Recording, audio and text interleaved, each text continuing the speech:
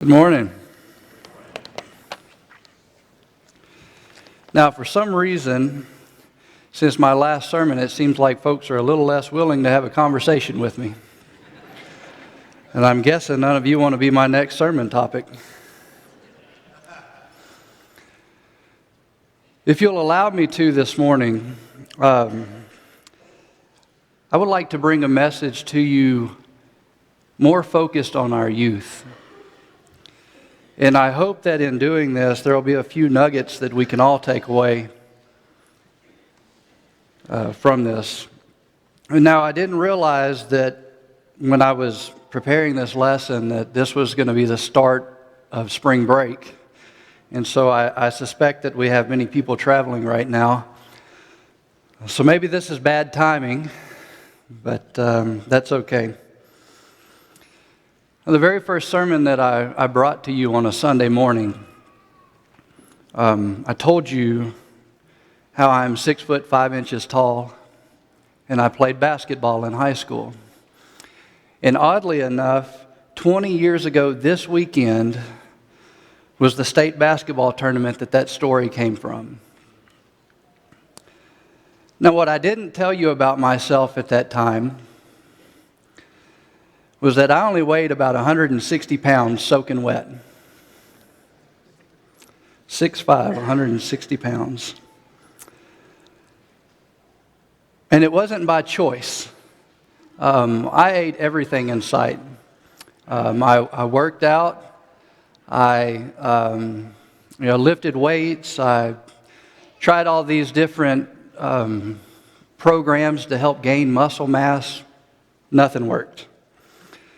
And I was so skinny in high school, and I hope I'm not giving away any security questions here, but my nickname was Stick. And I'm telling you, I was a beanpole. And my dad used to buy me extra large shirts and tell me, "You'll grow into these, son." Yeah, right. 10 years later. But basketball wasn't my sport. Baseball was more of my thing. And I did play in college for 1 year. And there's nothing impressive about that either. But I remember my first baseball practice. And we had a team meeting before the practice started. And I had never met the head coach before. The assistant coach did all of the recruiting. And so we had this team meeting. And at the end of it, everybody got in a line, and we all went through and shook the coach's hand, and for us freshmen, introduced ourselves. So I stood in line, and I got up, and it was my turn to introduce myself, and I go in for the handshake, and he comes in with that two-handed handshake. You know, that one where you shake with this hand, and you grab the arm with the other hand, and he kind of gave it a squeeze, and immediately he looked up at me, and I knew what he was thinking. But if there was any doubt, he erased it all, because the words out of his mouth, the next words out of his mouth was, "Well, there isn't much there, is there?" Talk about embarrassing. What could I say? No, there wasn't. And I guess it finally took me getting married before I finally started to put on some weight. My compliments to the chef. But this morning I would like to talk about a man that I imagine was completely different from everything that I was or am in stature. And I bet you already know who I'm talking about, and I'll give you a little hint. It was not Goliath. That pretty much leaves one other person. And if you're thinking Samson, you're correct. Now, we see the story of Samson starts in Judges chapter 13. And prior to his birth, an angel of the Lord appeared to his mother and said, "You are barren and you're childless, but you're going to become pregnant and have a son whose head is to never be touched by a razor, because the boy is to be a Nazirite, dedicated to God from the womb." And for anyone that may be unfamiliar with what it meant to be a Nazirite, among the ancient Hebrews, a Nazirite was a sacred person whose separation was most commonly distinguished by his uncut hair and his abstinence from wine. Then the angel said, "He will take the lead in delivering Israel from the hands of the Philistines." And so in verse 24, we see that the woman gave birth to a boy and named him Samson. And he grew, and the Lord blessed him. You know, we really don't know what Samson looked like, but I would imagine that we all have this idea that he was a big guy, right? Looked like one of the guys that you saw on the World's Strongest Men competitions. And in my mind, I picture these big broad shoulders, big boulders for arms, legs that could squat an elephant. But we're not given that information. Maybe he was 6'5", 160 pounds. Could be. And now we could talk about his strength and how he tore a lion apart with his bare hands, how he killed 1,000 Philistine men with the jawbone of a donkey, how he tore the city gates along with the two posts, lifted them over his shoulders and carried them to the top of a hill. But this morning I want to focus on two of the stories that we see about the women in Samson's life. Now, the first woman was Samson's wife. We're not given her name, just that she was a woman from Timnah. And then the second one, which we're probably most familiar with, is Delilah. And the Bible tells us that she is whom Samson fell in love with. Now, the story of Samson and his wife can be found in chapter 14 of Judges, verses 10 through 20. And we're not going to read them. Rather, I will try my best and paraphrase them. So Samson's father came to visit him, and so Samson threw a feast for him. And the Philistines brought Samson 30 companions to be with him. And Samson told them this. He said, "Let me propose a riddle for you. And if you can tell me the answer within the 7 days of the feast, I will give you 30 linen wraps and 30 outfits of clothes. But if you can't, you owe me 30 linen wraps and 30 outfits of clothes."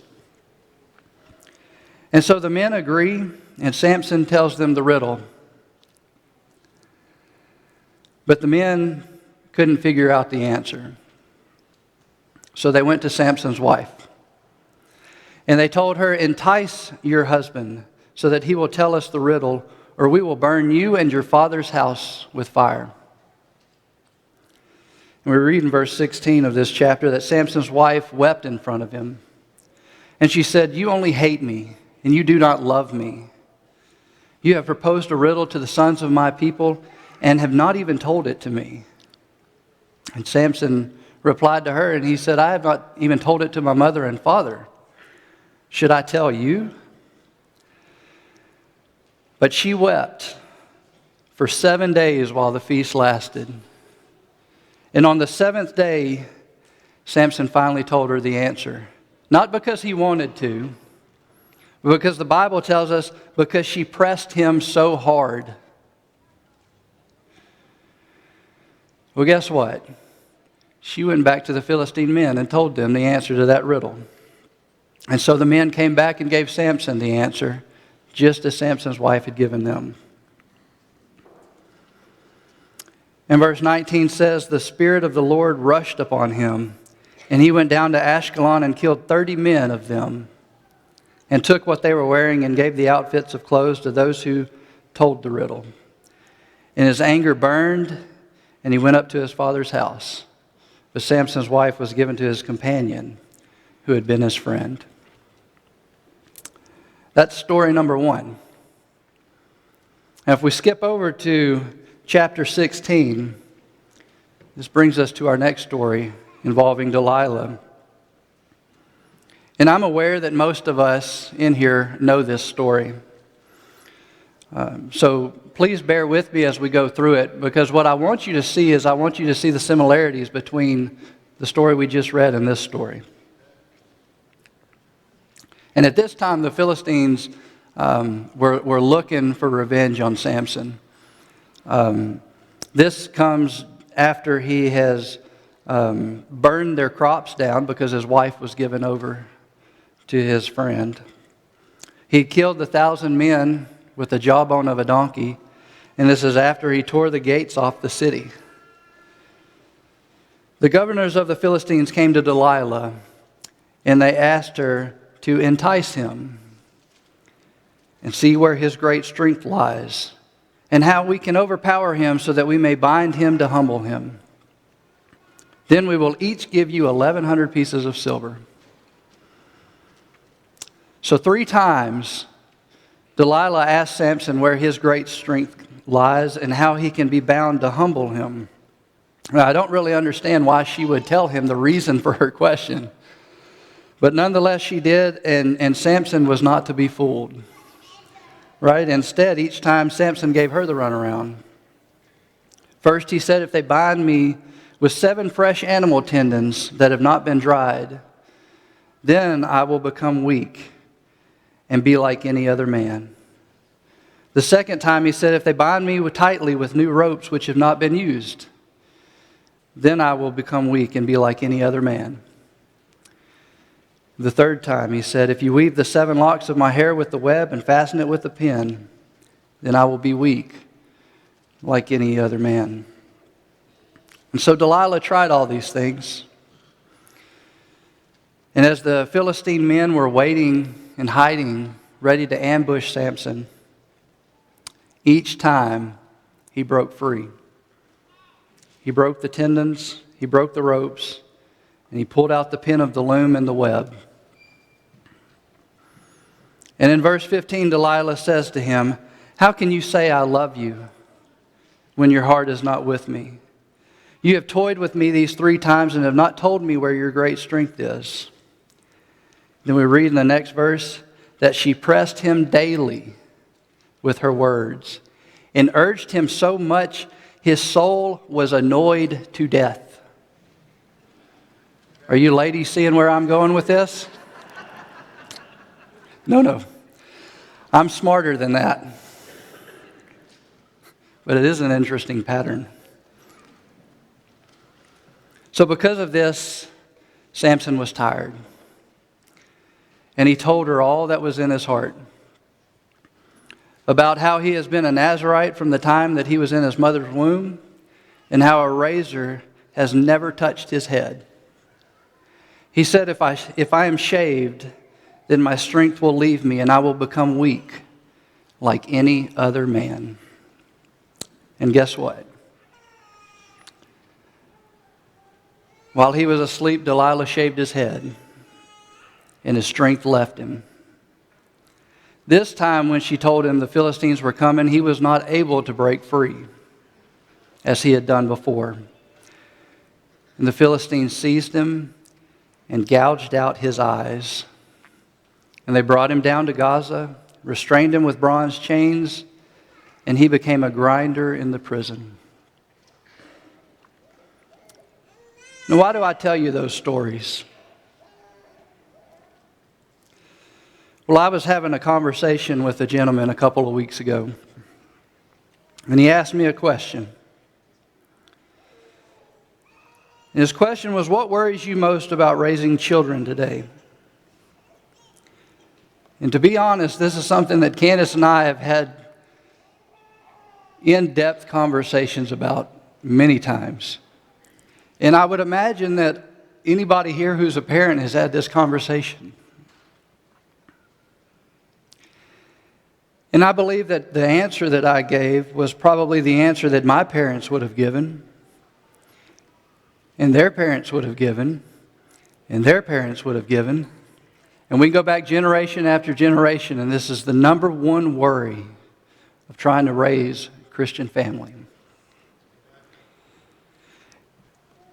And that is, I worry about what they are or will be learning when I'm not around. What is the world putting in their minds?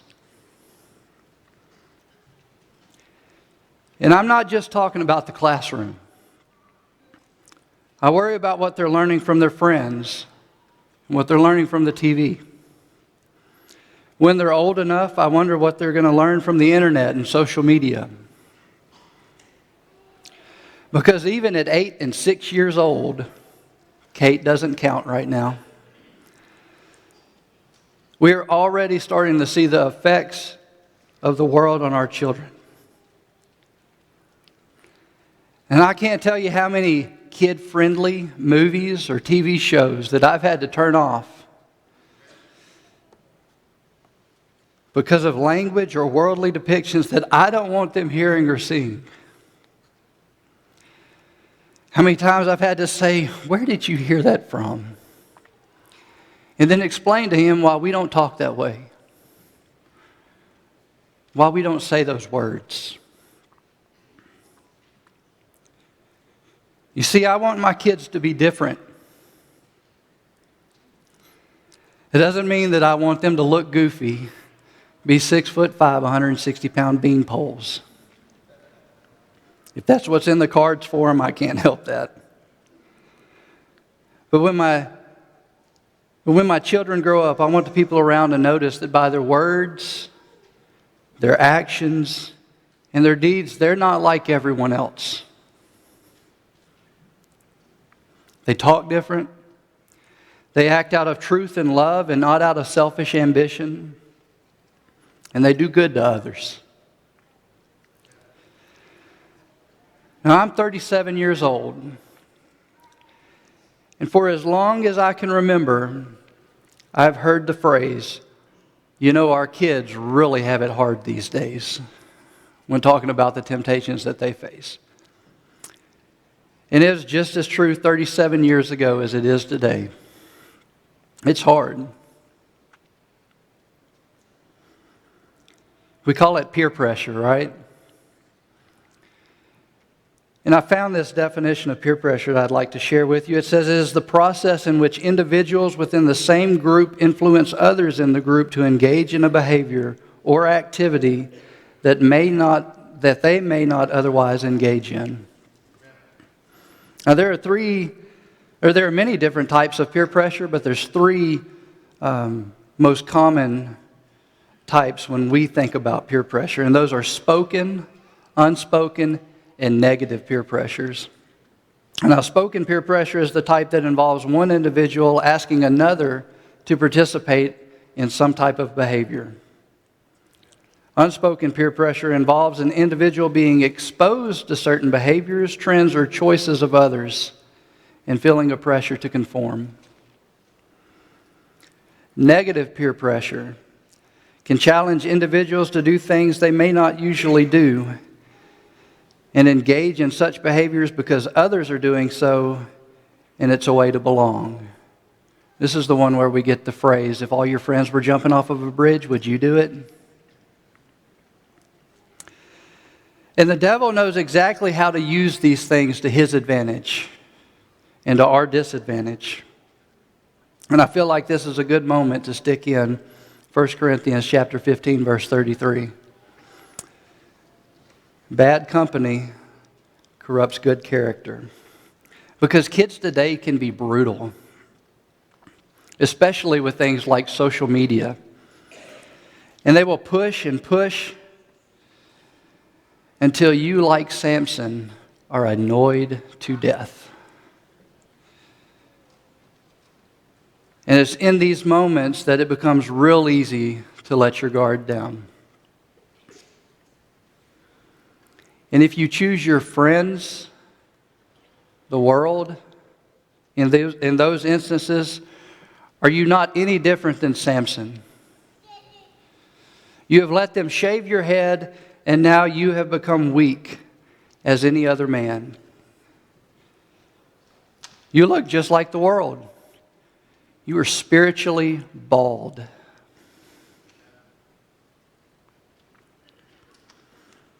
Now, there are around 8 billion people in the world. Do you want to be unique? Do you want to be your own person? To be set apart? Don't shave your head to do it. I don't know how many of those 8 billion people are going to heaven, and that's not for me to determine. But I know what the Bible tells me. It says, wide is the gate, and broad is the road that leads to destruction, and many enter through it. But small is the gate and narrow the road that leads to life, and only a few find it. Matthew chapter 7, verse 13 through 14. So if your life mirrors the world, which path do you think you're on? Now, adults, we are not exempt from this lesson this morning. Because here's the kicker. If our children are going to grow up this way and be different, we have to lead by our own example. We have to be different also. And I know as much as the world beats up on our children, it does the same to us. Like the nagging women in Samson's life, the world drags us down. And I'd be lying if I said I've never felt the urge to just give in. It would be so much easier if I just let them shave my head. And I tell you, we adults can be pretty creative in justifying doing those things that we tell our children not to do. And how can we expect our children to be different if we ourselves are spiritually bald? From our scripture reading this morning, we read that we as Christians have been called to be different. Set your minds on things above, not on earthly things. For you died, and your life is now hidden with Christ in God. Continuing on in verse 5, it says, put to death whatever belongs to your earthly nature. Sexual immorality, impurity, lust, evil desires, and greed, which is idolatry. Because of these, the wrath of God is coming. You must also rid yourselves of all such things as these: anger, rage, malice, slander, and filthy language from your lips. Instead, living as those made alive in Christ, verse 12 says we should clothe yourselves with compassion, kindness, humility, gentleness, and patience. And over all these virtues, put on love, which binds them all together in perfect unity. Let the message of Christ dwell among you richly.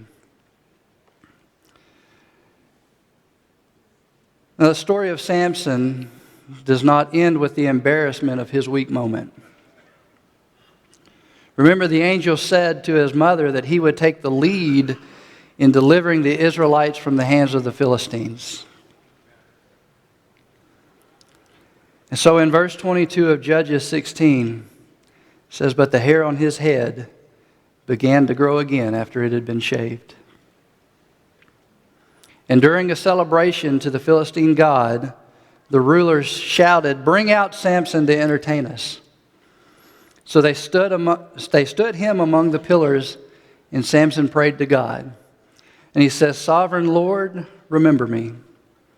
Please, God, strengthen me just once more, and let me with one blow get revenge on the Philistines for my 2 eyes. Then Samson reached toward the 2 central pillars on which the temple stood. Bracing himself against them, he said, let me die with the Philistines. Then he pushed with all his might, and down came the temple on the rulers and all the people in it. Thus he killed many more when he died than while he lived.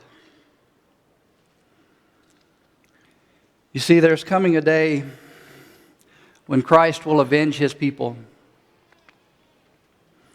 A day where Philippians tell us, at the name of Jesus, every knee will bow, in heaven and on earth and under the earth, and every tongue confess that Jesus Christ is Lord.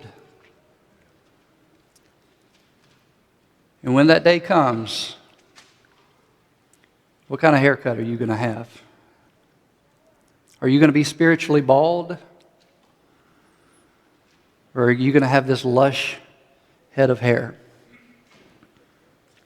Some of us in here today are spiritually bald. And it's not too late to let your hair grow out.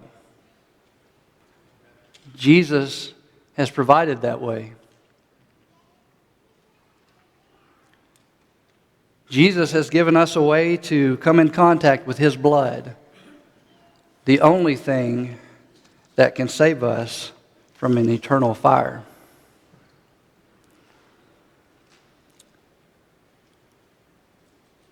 If there's anyone here who has not come in contact with that blood, the baptistry stands ready and waiting for you to make that decision to put Christ on in baptism, to make Him ruler of your life.